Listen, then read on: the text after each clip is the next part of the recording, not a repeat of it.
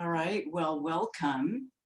I don't know if you know this, but May is Lyme Awareness Month.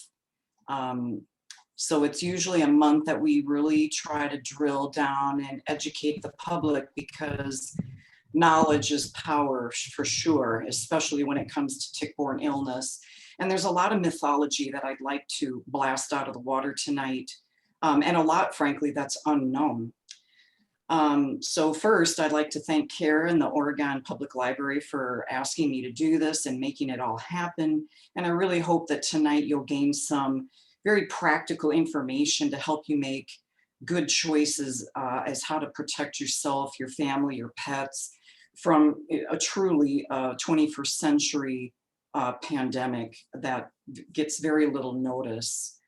As Kara stated, my name's Alicia Cashman, and I've led the Madison Lyme Support Group since 2014, which includes a physical support group that meets typically once a month, as well as an accompanying website for educational materials. So I encourage you to check out that website.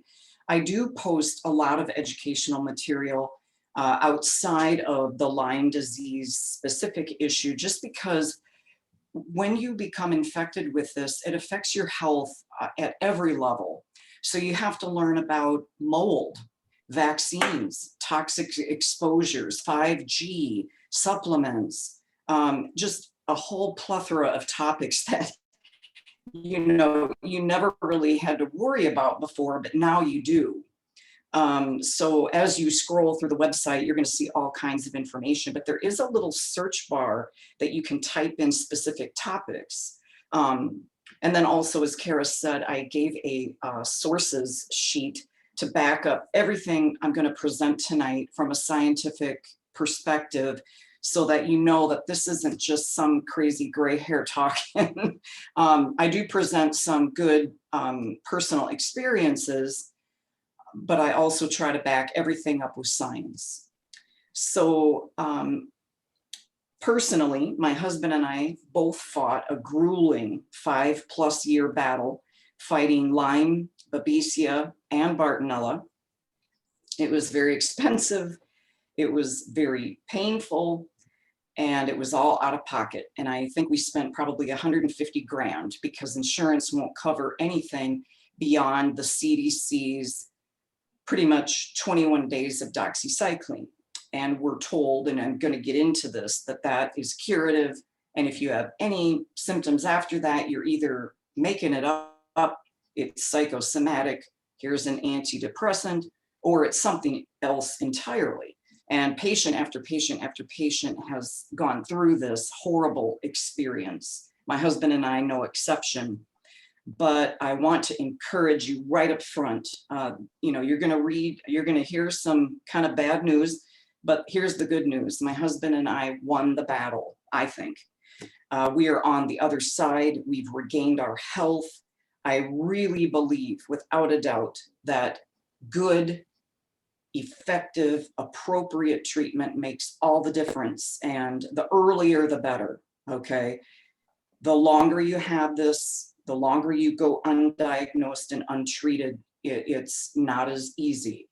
But I do believe you can regain much of who you were and your physical capabilities, unless you have damage that's irreversible, and that does happen as well. So I just want to be honest, but I want to give you hope up front, because if you're going through this nightmare, there are days where you just think, take me home, I'm done, been there, done that. But there's great hope, and there are more and more good, effective treatments coming out all the time. Okay, so my goal tonight is to dispel myths, educate you about what's really going on in reality, and give you good practical information. The talk itself is about 45 minutes or so, depending on how fast I talk. But I really want to take time at the end, if you have the time, for Q&A. I want you to be writing down questions as they come, because I'm going to be presenting a lot of information, and some of it you just frankly don't need right now. Some of you are looking for specific answers, and I want to help you with that. So make sure you grab a piece of paper, write down your questions and let's go ahead and get started. Kara, you can go ahead and change slides there.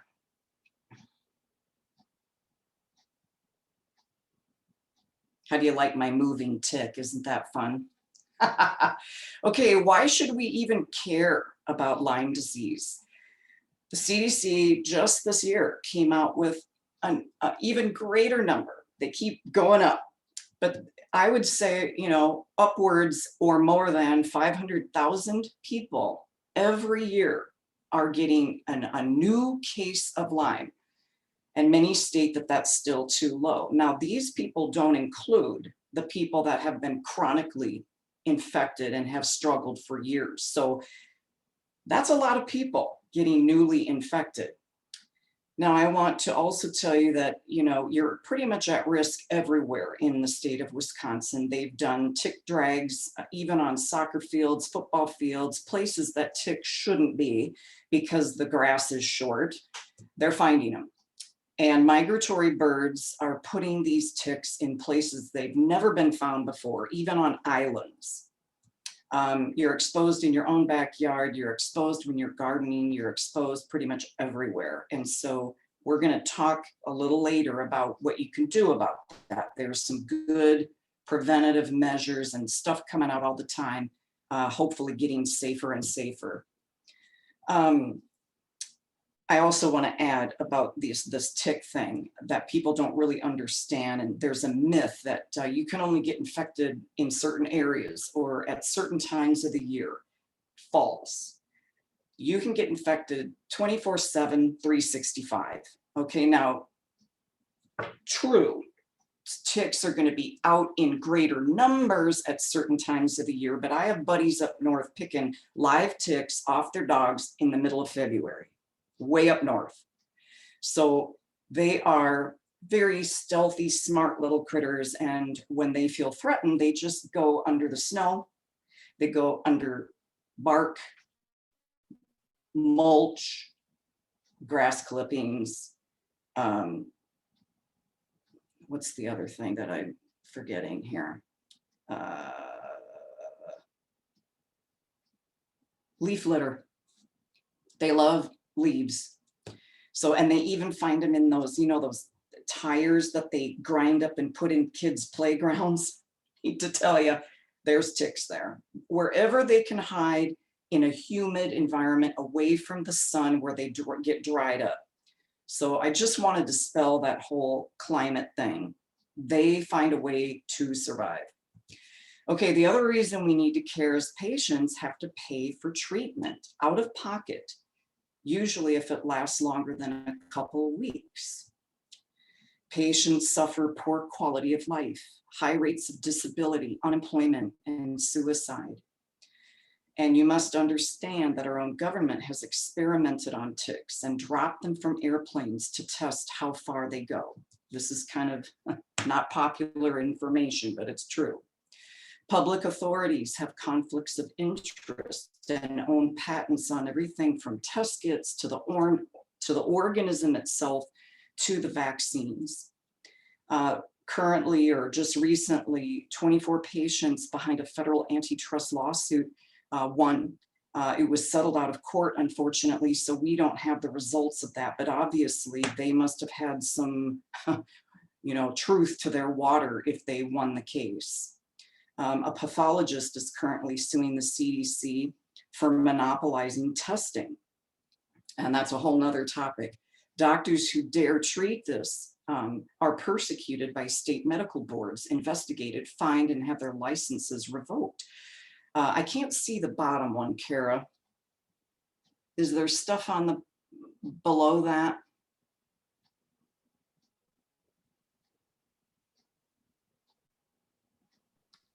I can't see anything else either. Okay. It looks like there's like the top of a sentence, but it's okay, cut off.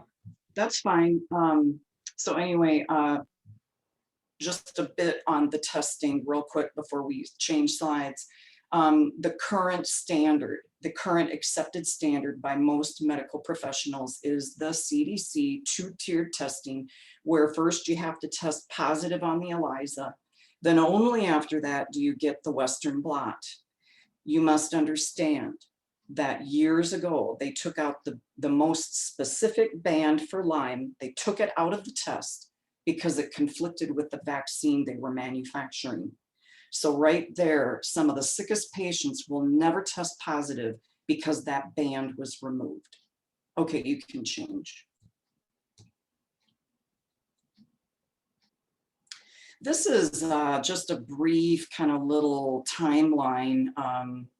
I just want you to see that, you know, Otzi the Iceman had Lyme spirochetes in him even as early as the 1800s.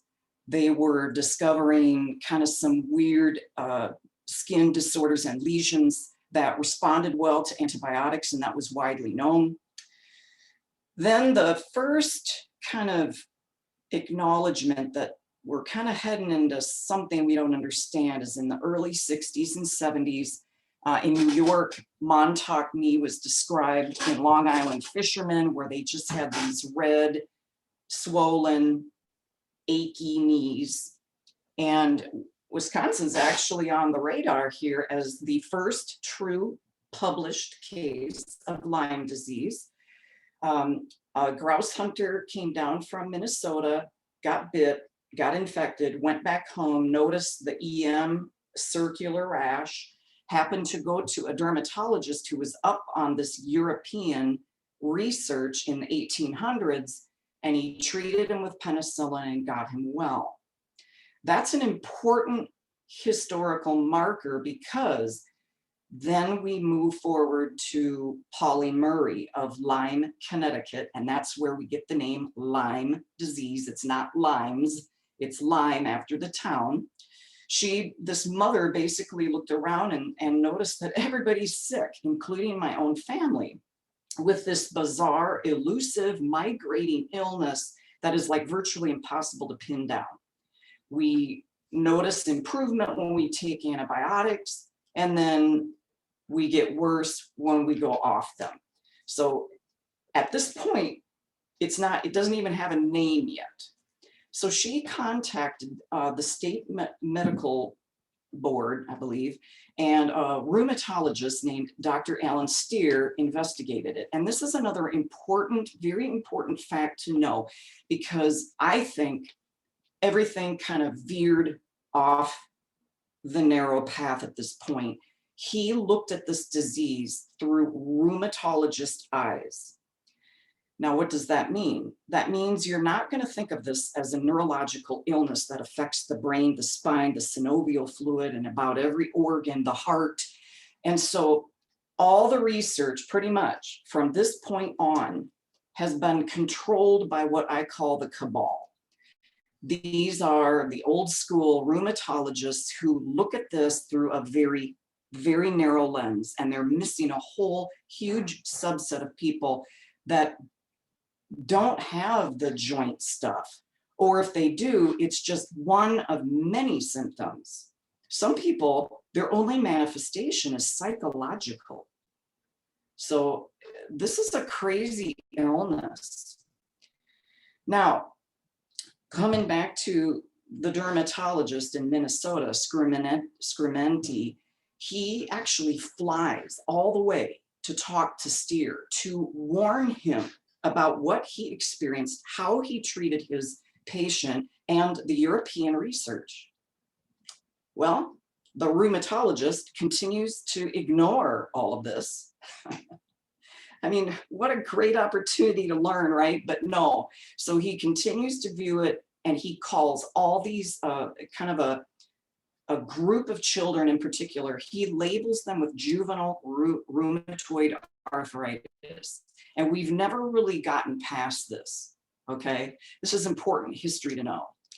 I also want to just state that Polly dies just recently of Alzheimer's. And I also want to just kind of put a pin in that, because we're going to find Alzheimer's, dementia, Lou Gehrig's, MS, lupus, all of these neurological conditions often can be undiagnosed tick-borne illness. And this is something to just stick in your mind. Not always, but quite often. All right, and then just some research in the 200s showing someone who did a review, and he found 17 research articles on the skin condition that Bushwald described, 7 on transmission, 5 on the cyst form of Borrelia. So in other words, the research is there if you look for it. Okay, we can move on.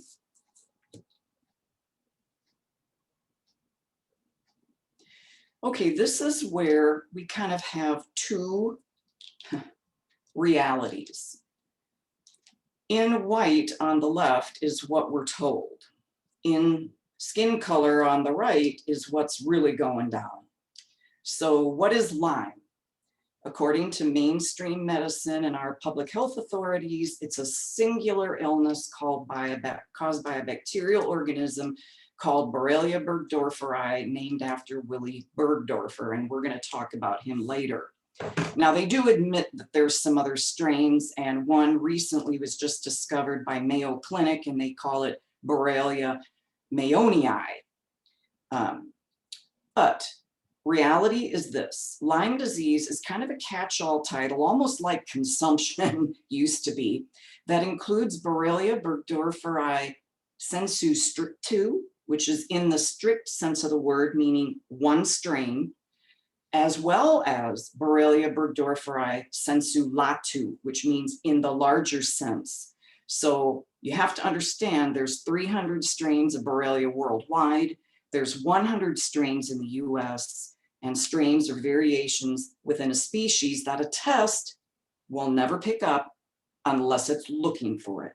So if you're a military person in the Black Hills of Germany, you get bit by a tick and you don't notice symptoms till you come back to the States, I'm sorry, no testing here is going to find you're infected because you've got the European strain most likely. According to Garg et al., 65% of patients produce antibodies to numerous bacterial, I can't quite see that. What does it say? Help me, Kara. Bacterial proteins. Proteins, okay, thank you. I can't see because the box, your box of pictures comes down. Now, what does that mean? Okay, it means that when they look at antibodies in Lyme patients, they're finding a whole host of bacteria, multiple infections. Now, does that mean that all of them are causing illness? Not necessarily, but they're there and we should be wary, all right? And if you have symptoms that don't match up with Lyme, but they match up with these other, what we call co-infections, chances are highly likely you are infected with much more than Lyme. But the world out there just kind of calls it all Lyme. Now, Krause et al. Found that co-infected patients have more symptoms of greater severity and longer duration. These are the people I work with. This is me. This is my husband. This is everybody I know. We do not just have Lyme. Lyme is bad enough. But you add Bartonella, Mycoplasma, babesiosis, worms, parasites, and about 19 other possible things, plus you can reactivate Epstein-Barr and herpes viruses. We are a literal mess, and it takes way more than doxycycline to treat us. And it's we're kind of guinea pigs. We try a lot of medications to see if they work, to see if we notice improvement. So in reality, Lyme disease is really a bad name for what we have. Now, are there people with just Lyme? Absolutely. But there's a whole lot of people that have Lyme plus. Some doctors call it Lyme plus. Dr. Horowitz out east calls it MSIDS, or multi-systemic infectious disease syndrome, because it's a polymicrobial illness, and therefore treatment should reflect the fact that we are infected with many things. All right, and then we're gonna move on here about what polymicrobial and pleomorphic is, if you could just, yeah.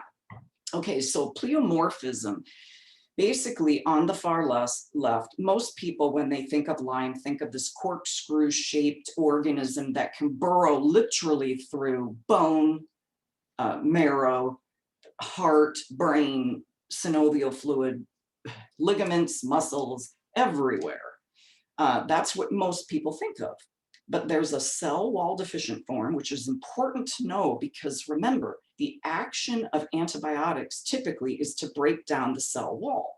Well, if there is no cell wall, there's very few antibiotics that touch that form of the organism. And then there's the cyst form, which I like to liken to those sea monkey eggs we had as kids, where they wouldn't become alive until you add water. Think of that form as it lies dormant, often in the brain, to emerge later, perhaps after some trigger, some stressor that works to wake it up and make it come out. And then there's something called biofilm. And the easiest way to describe this as tartar on your teeth. They call it a slime layer. It's a matrix of all these different forms combining together with minerals and slime and stuff to just make their own little protected city so that antibiotics can't get in there. So treatment has to address each of these forms, okay? There's things called biofilm busters, and there's cyst medications to deal with that, and there's antibiotics that deal with cell wall deficient, and then of course there's doxycycline does a pretty good job with the spirochetal form. But what they have found is that by throwing high doses of doxy, it forces the spirochete into the non-cell wall form. So most doctors are clueless on this, but there's research showing it. And Zhang et al. Showed that a 3-drug cocktail eradicated Lyme in a mouse model. And we're going to get into what a Lyme literate doctor here is in a minute, but basically people that are trained to treat this appropriately typically layer treatment. So, you know, it was quite often that my husband and I were taking 4 and 5 things at once. Sometimes we pulsed it. Sometimes, like for instance, we always took diflucan, which is an antifungal, just to kind of protect us against candida, because when you're on so many antibiotics, it can really mess up your gut. We took that twice a week for 5 years, just to protect us from candida. Okay, you can switch. And here's just another picture of the different forms, just kind of a different microscope viewpoint. And then if you would go ahead and start Peter Kemp's video, he gave me permission to use this. He basically took blood from a finger prick from a very, very sick patient and showed spirochetes within, you know, they grew after a number of hours.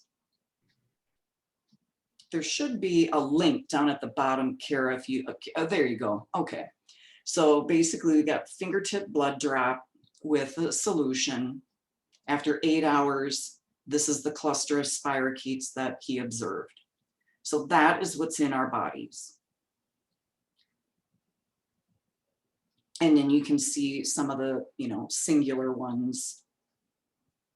They kind of join together, and eventually that'll probably become a biofilm if it gets large enough, and they just take substances out of our body to create a colony. And here's some still images, and he just points out that he had to work a little bit to make the images clearer. But this man, he's out of the UK, he's done phenomenal work. He's taken patients' sputum and all kinds of bodily fluids to study these better. Okay, I think that's it. You can flip to the next slide. Okay, now, so we talked about the fact that it's, what's the other word? Not polymicrobial, but pleomorphic, thank you. Shape shifting, okay? Pleomorphic, it shapes. Now we're going to talk about the polymicrobial aspect, the fact that it's rarely just Lyme. On the far left, you see Bartonella, commonly known as cat scratch fever. If you remember the song back in the 70s, it's a real thing, and you can get it from a cat scratch or a cat bite, but you can also get it from ticks, mites, spiders, ants, gnats, basically anything that, you know, sucks your blood and has Bartonella can transmit it to you. Babesia, also transmitted by ticks, is a malarial type of organism. Doxy won't touch it at all. You need anti-malarials. Mycoplasma is another gram-negative organism that's very hard to treat, and it's been bioweaponized. And then Ehrlichiosis, viruses like the bourbon virus, Heartland, Powassan, which is Wisconsin is a hot spot for Powassan. Colorado tick fever, Crimean Congo hemorrhagic fever, anaplasmosis, Q fever, alpha-gal allergy. That's a big one that I haven't seen too much of in Wisconsin, but basically you're allergic to meat or animal products, and it's really rough. Rocky Mountain spotted fever, starry, tick paralysis, tularemia, that's also been bioweaponized, rickettsia, and worms. People don't know that you can get worms from, so you take ivermectin and dewormers that we give our horses and dogs. And once again, just a reminder that Krause et al. Found that those that are infected with numerous illnesses are sicker and for longer, and their symptoms are more severe. Okay, you can switch. Okay, again, we have what mainstream says, and we have reality or a lot of unknowns. Okay, so according to mainstream, the only sole way you can get Lyme is that dastardly black-legged tick. But what you must understand is there's been very little research on transmission. Dr. Lyda Matman isolated Borrelia in mosquitoes, mites, semen, urine, blood, plasma, cerebral spinal fluid, and a host of other things.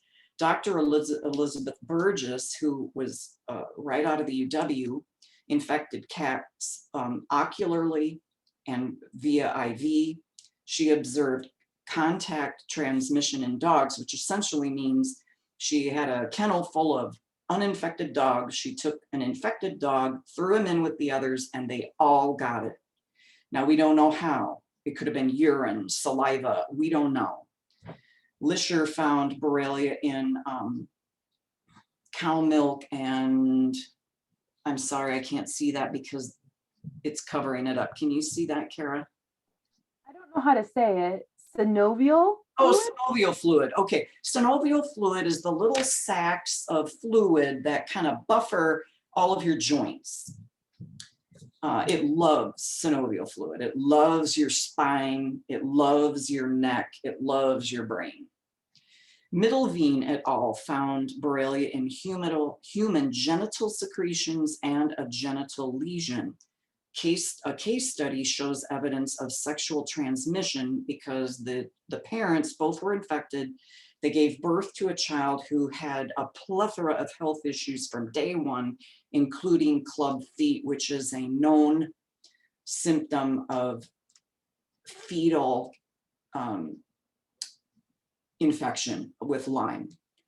There's also, and a nurse did this, 33 years of published research on congenital Lyme. You can pass this to the fetus in utero. People don't know this. I believe strongly it's sexually transmitted. I believe that's how I got it. All of my initial symptoms were gynecological. I had pelvic pain like you would not believe, all kinds of stuff, but then it migrated, you know, it metastasized out. And that's when I got a swollen knee, a fever, and a whole host of other things that kind of spiraled out. But it started in my pelvic area. But I didn't know anything about this at that time. I was completely green. And, you know, I often wonder what would have happened if I would have gotten on treatment at that point. And again, this harkens back to Polly, the discoverer, if you will, of this illness, is that it's been associated with dementia, Alzheimer's, Parkinson's, autism, and other neurological diseases. Okay, you can change it. Okay, we're going to listen to just a brief little video of Daniel out of Canada, and he obtained it congenitally. Okay, go ahead and just start it.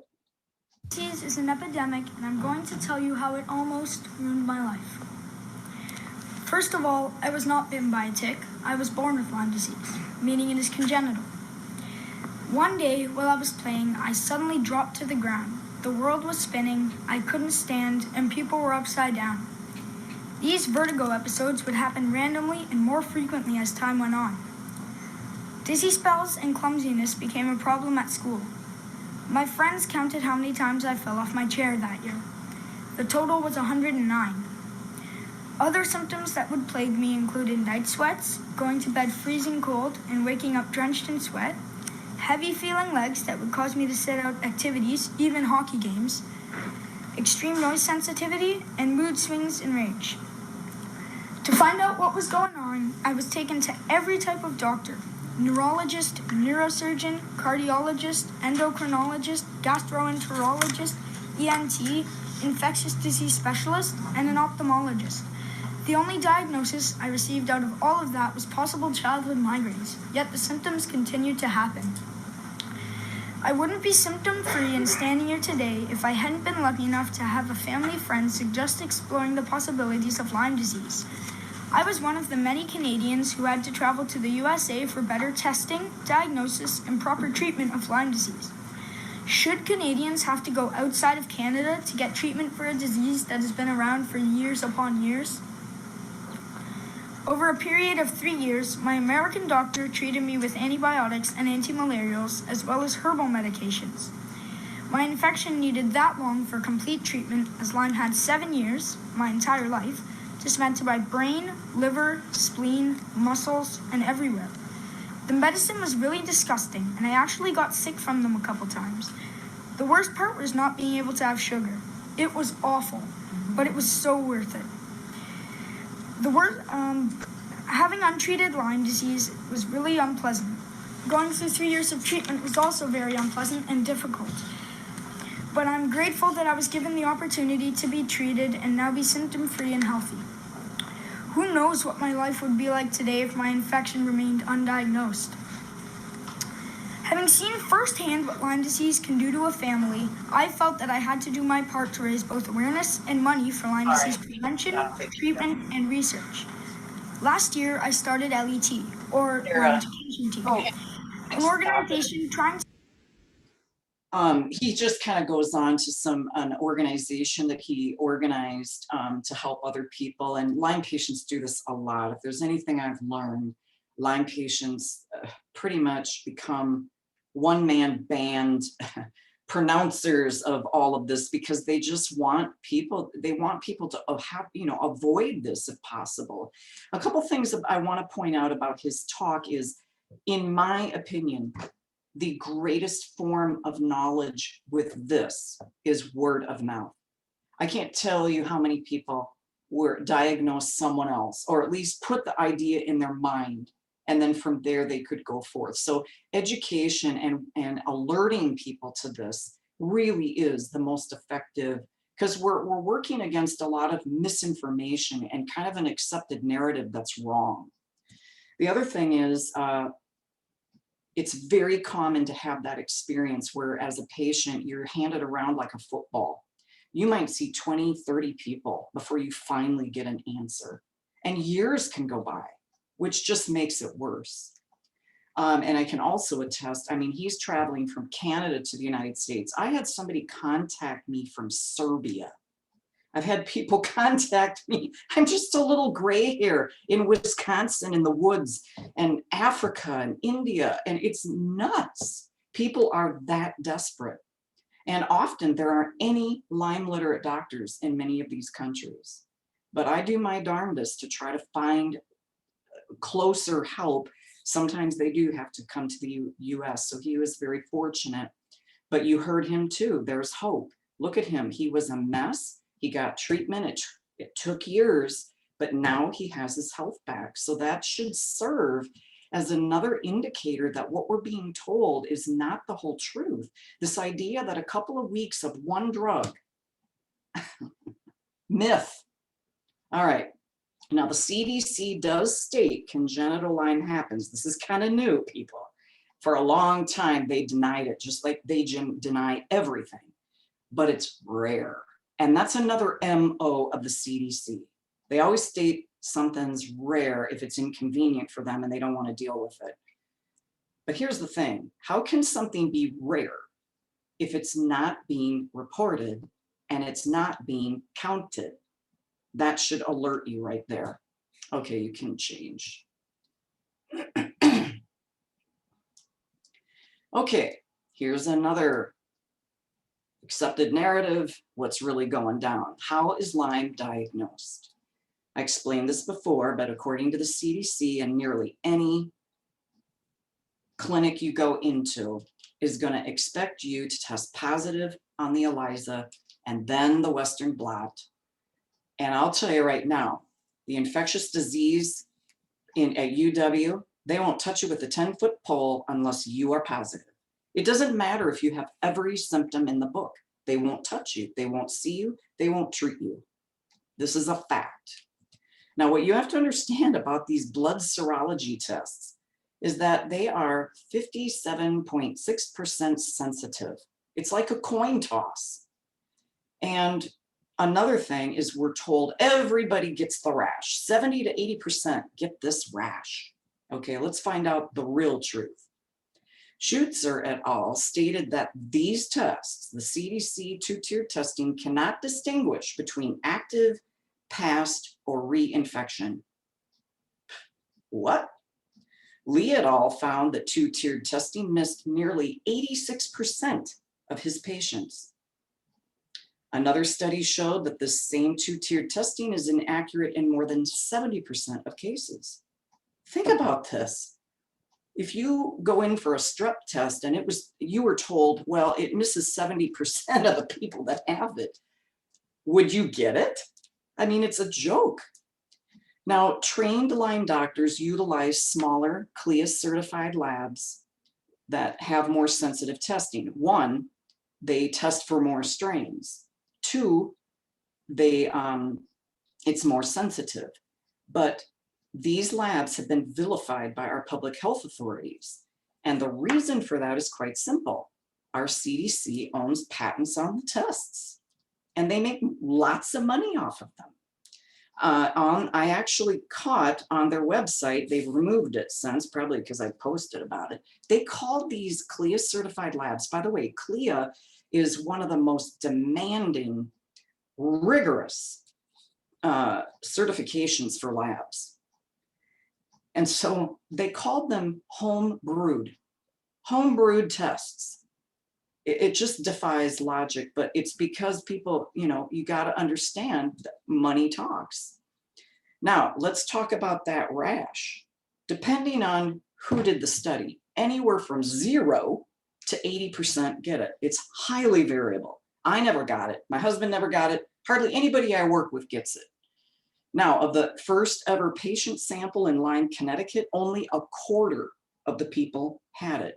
The other thing that's interesting about that rash is it can be a different shape, a different color. It doesn't fit the criteria. They're very narrow in what they accept as an EM rash. So a lot of people get rashes, all right, but they don't look like what they're supposed to look like. All right.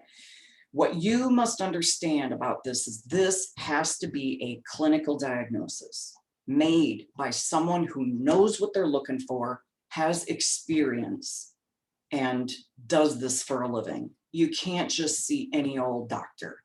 It's a waste of time and money. I'm going to tell you right now, don't waste your time.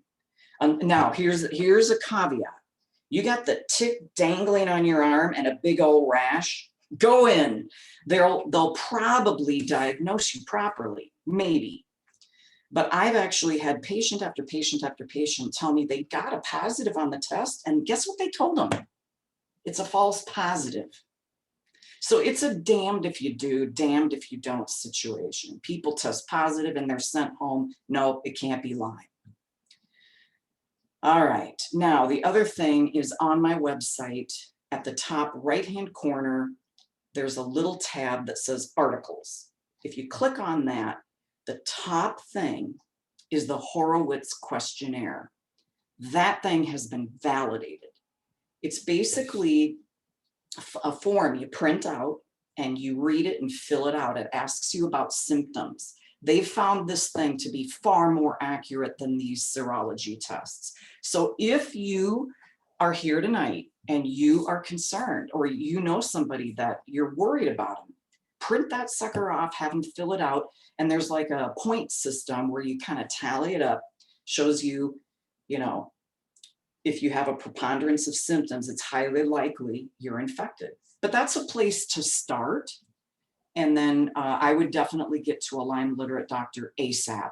And I would also tell you right now, if you get bit by a tick, do not mess around. Do not wait a minute.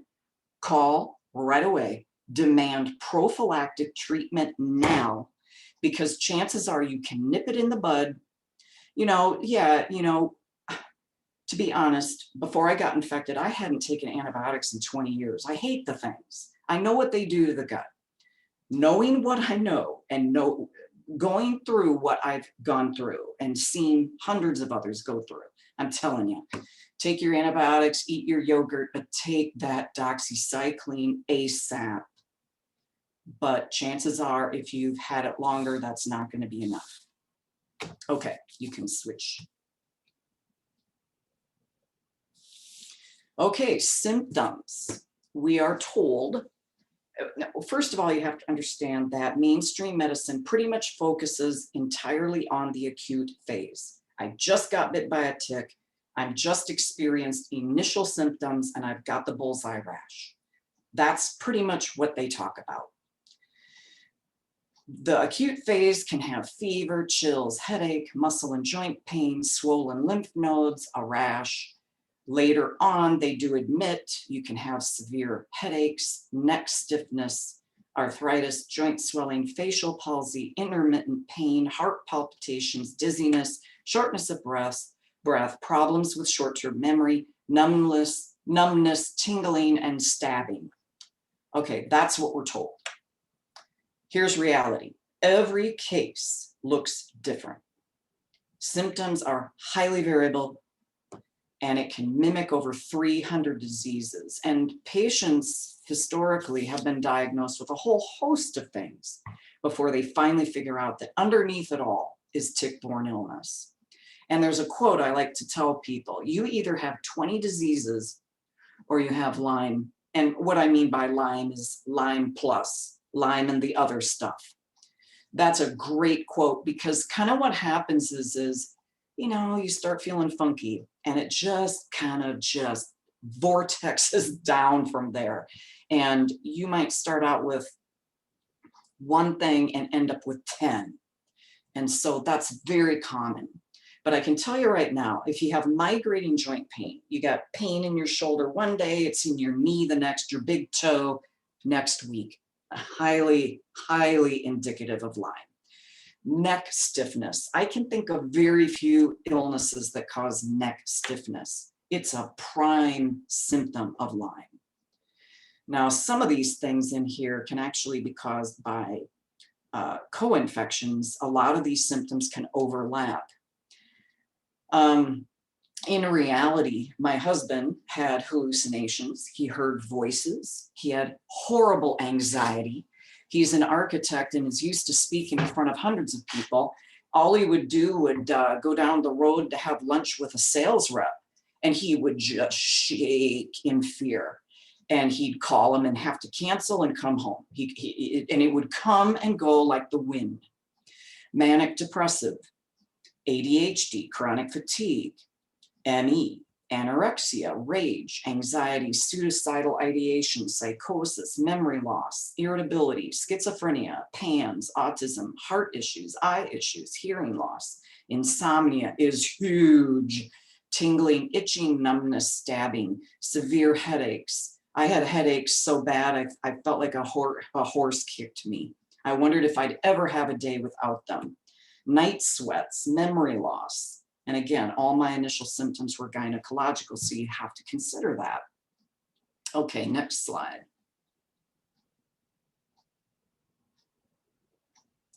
Signs and symptoms. Go ahead and this is Dr. Alcott from, where's he from? I forget.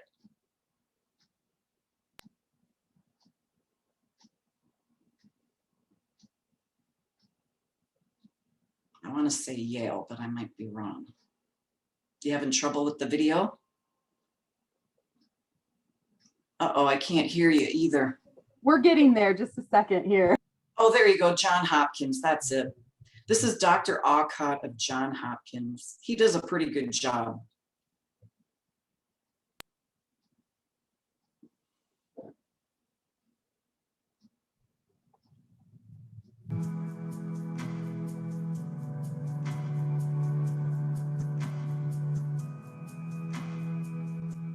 Lyme disease affects the patient in many different ways. It depends on which stage of the disease we're looking at.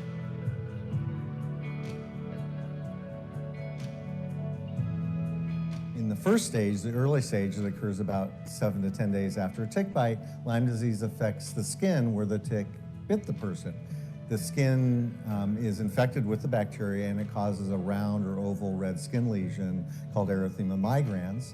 And that may or may not be associated with kind of flu-like symptoms like feeling flu-like, achy, chills, sweats, fatigue, malaise. And that combination of the skin lesion and those flu-like symptoms are the primary manifestations of the first stage of Lyme disease.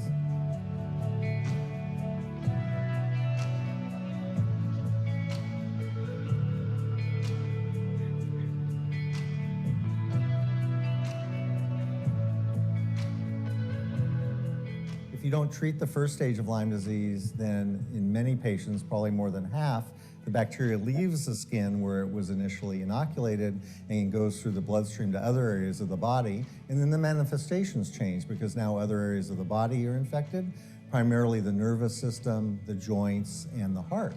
And so those manifestations are different. If it affects the nervous system, it may cause what's called a Bell's palsy or a drooping face. It can cause meningitis with headache and stiff neck. And it can cause heart problems if the bacteria goes to the heart. Those heart problems are usually a slow heart rate that may cause the person to pass out or feel like they're going to pass out.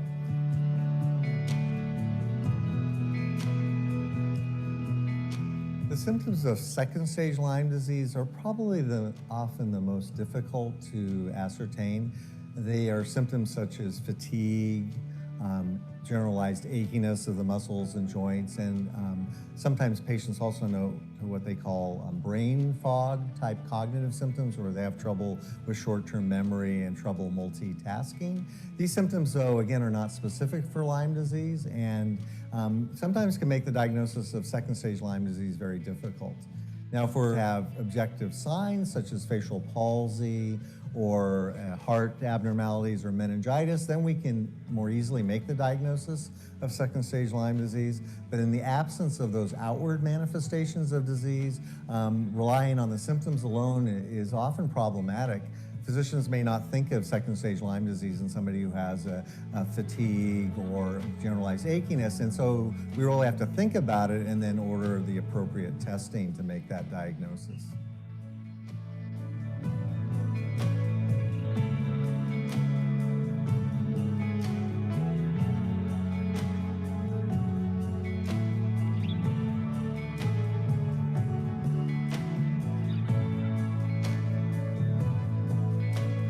The third stage doesn't occur for months or even years later, and that stage is called late Lyme arthritis. That's where a joint, usually a knee joint, swells up and has fluid accumulation and pain. And that's actually the way the disease was discovered in Lyme, Connecticut. It was an outbreak of joint arthritis in young children. So the symptoms vary a lot depending on what stage we're talking about. Okay.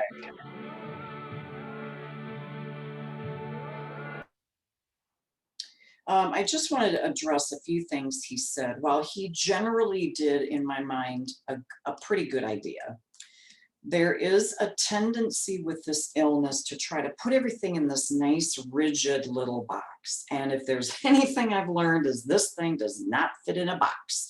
If it does, it fits in Pandora's box, because there are so many cases, case after case after case, that doesn't fit this definition. So I want to deal with this stages, first, second, third. I want you to know you can hop to third stage first within hours of being bitten. And I'm going to give you this example to kind of to explain it. A little girl goes out to play. She gets bit above the eye. 4 to 6 hours later, she goes in for lunch. Within that time frame, she stopped talking and she stopped walking. This is a little girl who could freely talk and walk before. She was going down fast within hours. If they wouldn't have gotten her to a Lyme literate doctor, they got her to Dr. Jones, and he really knows what he's doing. He treats a lot of children. He immediately got her on antibiotics, and within a couple, hours, she was regaining her ability to walk and talk. So that shows you how quickly some people can be affected by this. Now, not everybody will. And we would love to think, there is something I have to tell you that entomologists, they say there's a grace period. And I tell them, ticks don't understand the concept of grace. You get bit and we don't really know, okay, how long it's going to take for you to be affected. You might get bit and not have symptoms for years, or you might be like the little girl who goes down fast. So I always tell people, why mess around with this? This thing is too serious. And if it gets, and I honestly feel, and this is just my opinion, the fact that she got bit right here, right by her brain, to me might explain why maybe her symptoms accelerated so quickly. If you got bit, on your leg or something, think about it. Just think about all that distance that has to be covered, but you get bit right here. Now that's just my opinion. I don't really have anything to back that up. I just find it kind of interesting. Okay, you can go to the next. One other thing about the rash. I want you to know you got to be careful with that too. I've had a lot of patients have the perfect rash. They go in and they're told, oh, it's a spider bite, go home. Where they could have gotten treatment right now and beaten it to the punch, they were sent packing. That happens a lot. Okay, why are definitions important? First of all, we have to understand the organism is not this straightforward thing. It's polymicrobial. It changes form. We have to understand this because of its ability to lie sequestered in tissues and in the brain to perhaps come out later to cause these diseases like Alzheimer's, dementia, lupus, Lou Gehrig's, ALS later in life. We have to consider this. I want to tell you of a story. If you remember Chris Christopherson, he was an actor, singer. So he got diagnosed with Alzheimer's, and he was like forgetting like where he was, and his poor wife was just devastated. Somehow or other, he finally got diagnosed with Lyme, got treatment, and guess what? He got his brain back. And his wife was like, I have my husband back. So what does that show us about appropriate treatment for even things like Alzheimer's? We have to consider an infectious root, a possible cause. And then co-infections need treatment, we have to address the co-infections. If you only address the Lyme, you can still remain sick forever. You have to address it all. So the organism is very important, but mainstream medicine is not acknowledging these facts.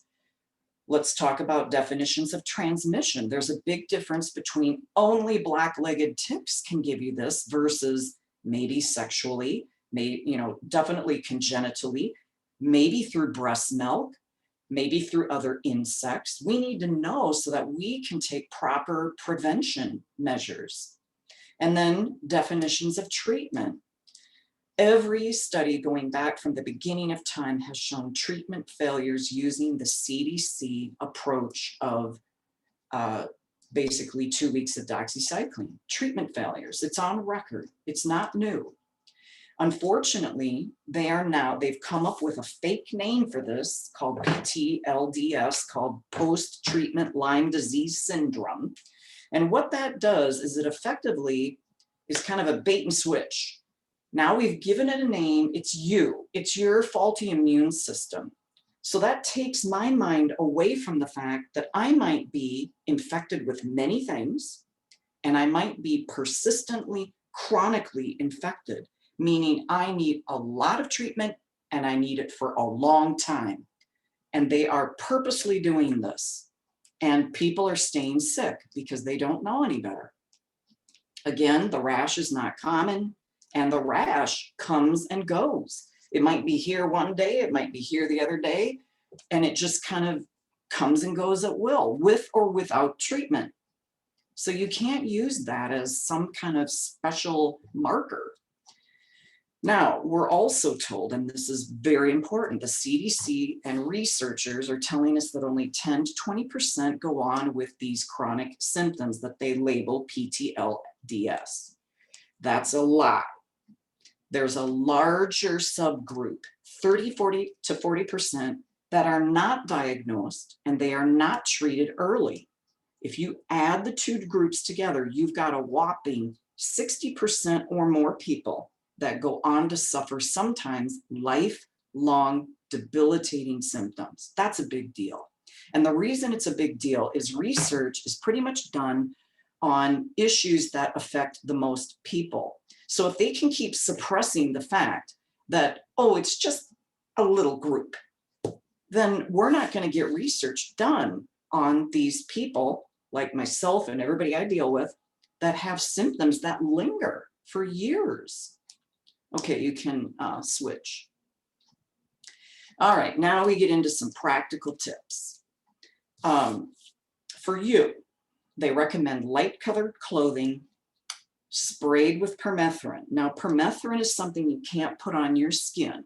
You can only put it on, tents, clothing. They even recommend hunters when they get their deer and, they hang it to let the blood and everything out, to spray the tarp underneath so that when ticks fall off, they die. That's a great practical idea.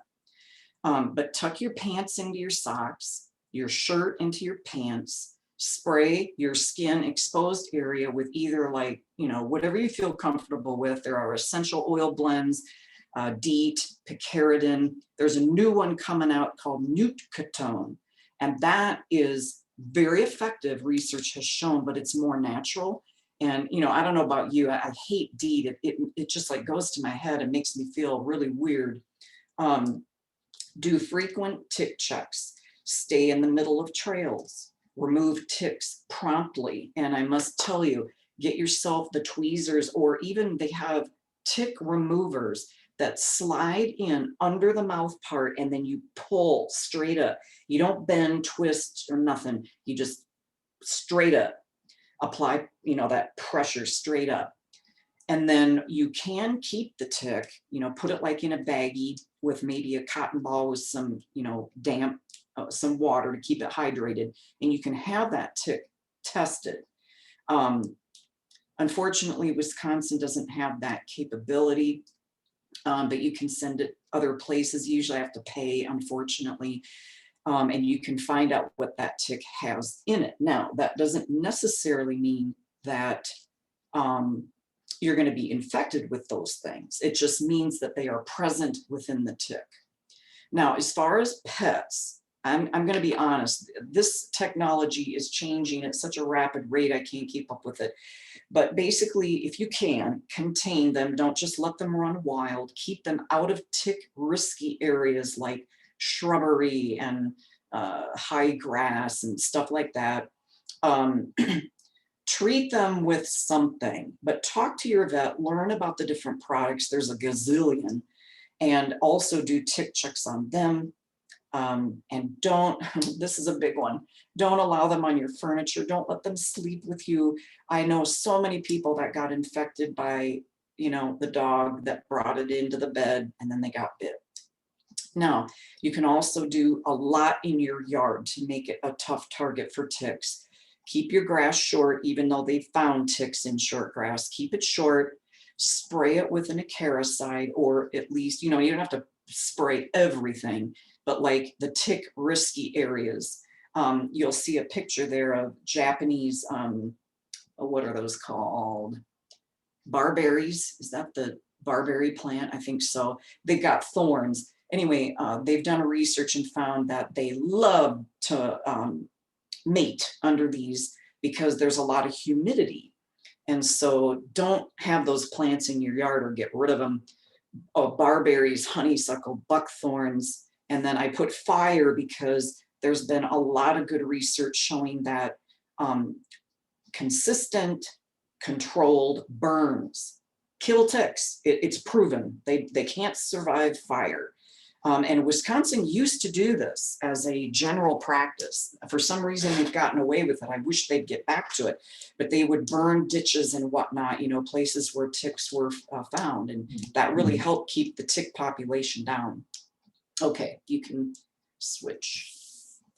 Okay, this is probably the most important video of this presentation. This right here is Willie Bergdorfer, the quote, discoverer. I have to just give you a little background on Willie though. He was a US governmental biological weapons researcher in the US government's Rocky Mountain laboratories in Montana, where he discovered Borrelia. In the 1960s, he developed methods of weaponizing ticks. That means they purposely put crap into ticks to carry numerous various diseases, and aided colleagues with experiments involving the release of thousands of Lone Star and other types of ticks into previously uninfected areas to study how fast they spread. I actually have an interview on my, it's a magazine interview, but of another entomologist that admitted that he worked for the Army. They experimented with ticks in the same way Willie did, and they dropped them out of airplanes. So if you wonder why ticks are spreading to new areas, we don't have to blame climate change. We can look right to our government, who has purposely released these in areas that were not endemic before. Okay, so let's listen to Willie. There is a subtitle at the bottom because he's a little hard to understand. But yeah, this is good stuff here.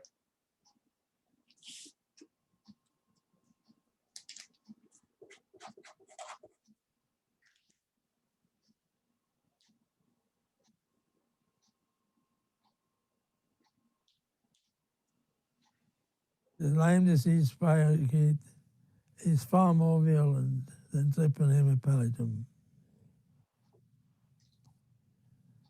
We don't know the end yet. You can't even make a smear with Borrelia burgdorferi and see it as an organism. It's there, but you don't see it. You cannot find the spirochete. Why not? After all, I got a sick person here. He's trembling all over, has synovial fluid full of spirochete. But when it comes to blood, it's not there. So there is something associated or due to this organism that makes it different.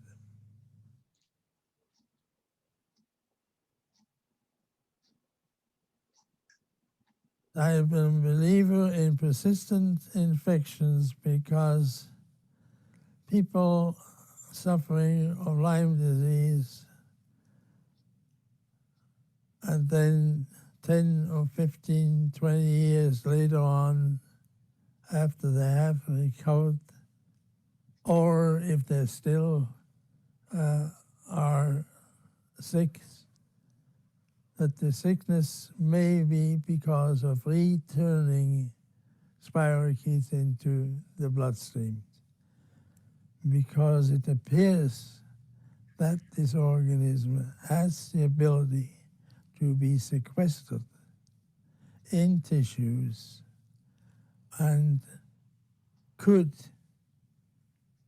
or it is postulated that it could reappear, bringing back the clinical manifestations it caused in the first place.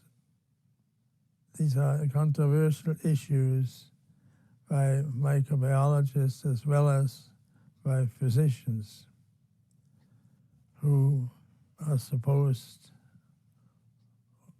or who are asked to treat patients.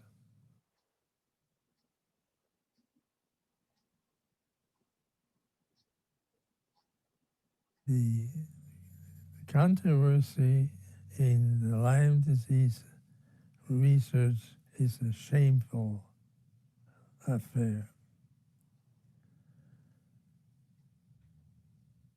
And I say that because the whole thing is politically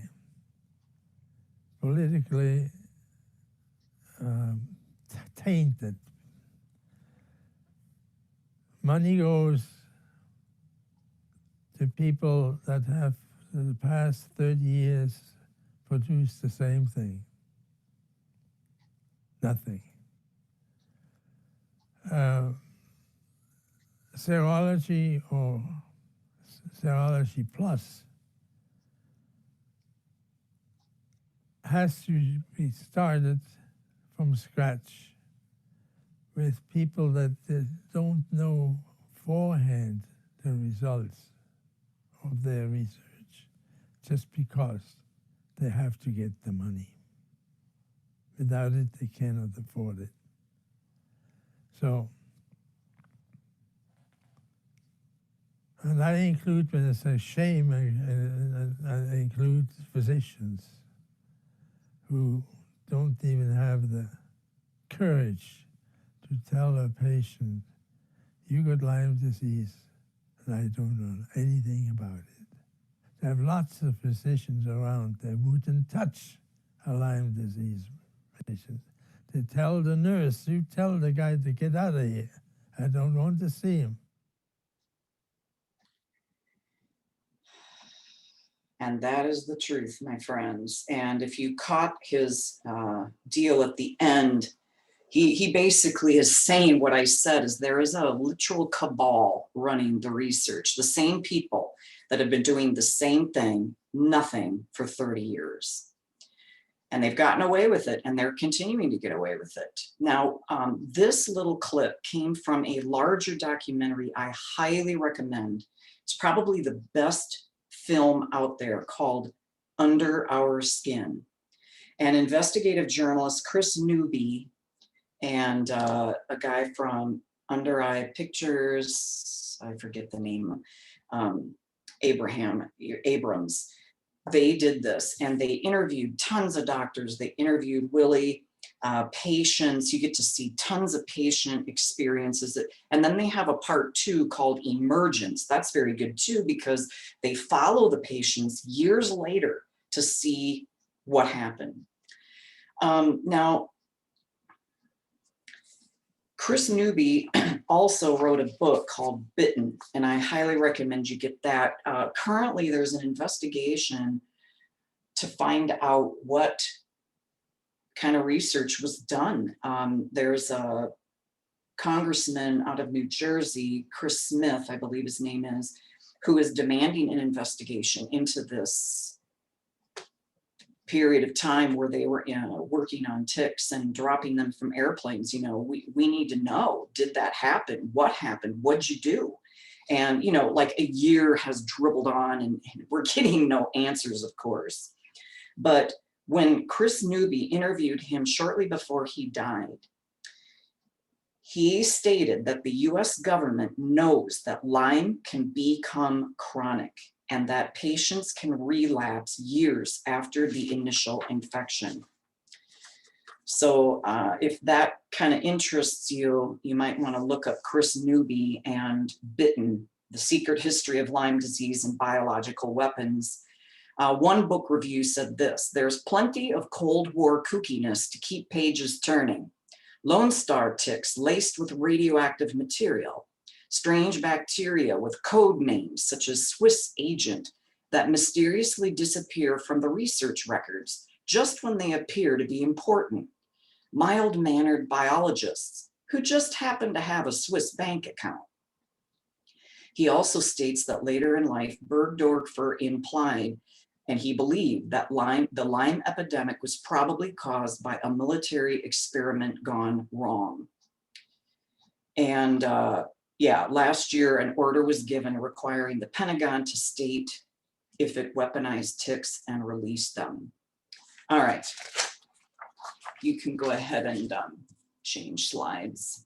Oh, I wanted to read that. So Willie died in 2014 of Parkinson's. Now, what you must know is that similarly to Lyme, Polly, who had Lyme, he got infected with Lyme when he was working on an infected rabbit and the urine got into his eyes. He got infected. I find it interesting that both he and Polly died of neurological illnesses later in life. Food for thought. All right, here's some good news. There are some new treatments for Lyme, just out of the box. The first one you might recognize. It's an old drug, disulfiram, also called Antabuse. It's used for alcoholics. If you drink alcohol while you're on it, it'll cause you to be violently ill. My husband and I used it. I begged my doctor. We were pretty much in remission, but I really liked everything I read about it. So we went on it. You titrate up very slowly. It doesn't destroy your gut like antibiotics, so it's got a lot of pluses for it. But I was one of the few people that went into psychosis. And when I say psychosis, I'm saying mad as a hatter. I spent a week in the UW hospitals with the most toxic reaction to antabuse they've ever seen. And I was nuts. I'm talking counting grains in the floor. It was nuts. My poor husband. Dapsone, another new antibiotic. It's pretty rough. It causes a lot of side effects, but they're finding great results on refractory patients that just can't get over it. They're also finding a combination: dapsone, doxy, ceftriaxone, and then azolicin. So there are some good treatments that are coming out and they're having good results. And by the way, a lot of people are getting better on disulfiram. So that's good news. Okay, you can move on. All right, and this is the end. I just wanted to show you some, when I first did this talk, I did it for a high school class that was looking at becoming medical practitioners. And I wanted them to see, some happening, Hollywood stars. All these people have had Lyme. So, and many of them have spoken out about it. But so thank you. I hope that you learned a lot. Please spread the word that Lyme is not everything that we've been told. And I'd love your comments, your questions. I know it's getting late. I'm sorry about that. There's just so much to cover. And I feel like I still could go on and on, but hopefully this gave you some real good practical starting points.